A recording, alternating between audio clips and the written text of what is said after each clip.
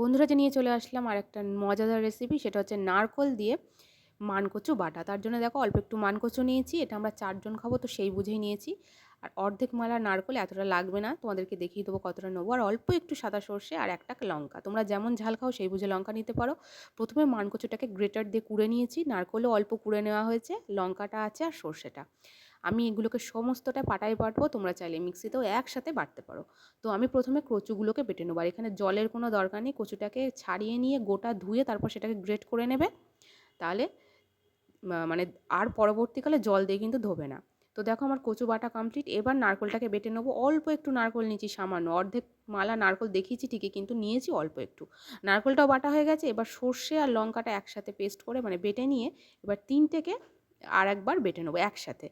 তো আমার বাটা কমপ্লিট। এবার এর ওপর সর্ষের তেল আর সন্ধক লবণ।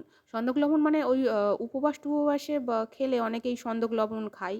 তো এইটাকে আমরা তো সন্ধক লবণ বলি, তোমরা কি বলো সেটা জানিও কমেন্ট করে, আমি ভুল বলছি কিনা তাও জানি না। তো আমরা এটাকে সন্ধক লবণই বলি। তো লবণ আর সর্ষের তেল দিয়ে আর অল্প সামান্য একটু চিনি দিয়ে ভালো করে মেখে গরম গরম ভাতে খেতে হবে, দারুণ লাগে। একবার এইভাবে নারকেল দিয়ে মানকচু বাটা বানিয়ে খেয়ে দেখো, দারুণ লাগবে। আর কমেন্ট করে জানিও কিন্তু কেমন হয়েছে।